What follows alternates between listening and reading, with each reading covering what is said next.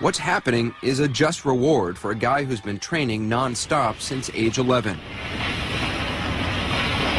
His teenage years were spent like this, swimming lap after lap. Thousands of hours staring at a black line on the bottom of a pool. Bob Bowman is his coach. For about 5 years, he did not take one day off. Christmas Day? Nope, we trained on Christmas. His birthday? Oh yeah, that's a given. Twice on his birthday. How do you do that every day? To be honest, it's not wanting to lose, wanting to do something that no one else had ever done before. That's what got me out of bed every day. The workouts were so intense, Bowman became known as the mad scientist. What were some of the toughest workouts?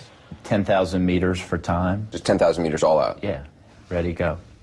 And that takes about 2.5 hours. Full out Yeah, racing? just swim as hard as you can for 2.5 hours. Like, horrible, horrible workouts.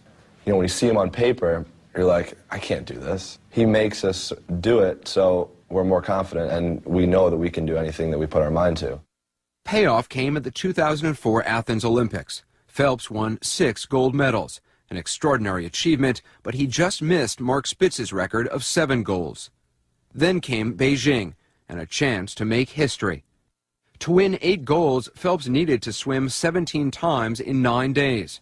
So many things could go wrong in Beijing, and they did.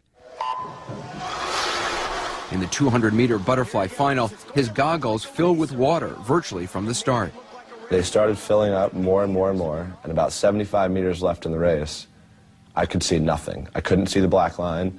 I couldn't see the T. I was purely going by stroke count. And I couldn't take my goggles off because they were underneath 2 swim caps.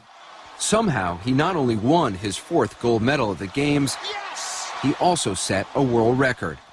But after winning his 6th gold, 1 short of Spitz's record, Phelps now admits for the first time he was whipped.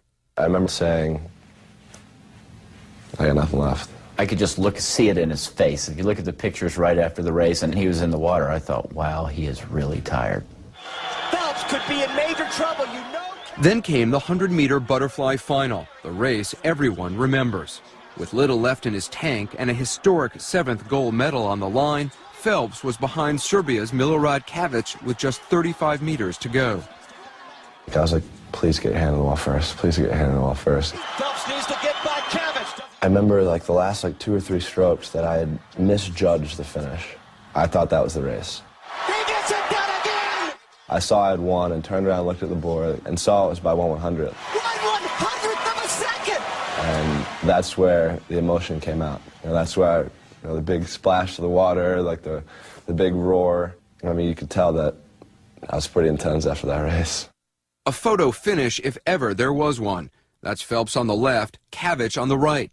Looking at these photos, Phelps noticed something. What's going on there? Do you see here? He's picking his head up before he's finishing. So it's acting as like a speed bump. So he's coming up and then trying to lift his head up before he touches the wall. And now mine's in a straight streamline. So that's the difference of the race. If his head's down there, he wins. Hands down wins the race. A tilt of the head helped Michael Phelps become an Olympic legend. And look at me. Beauty.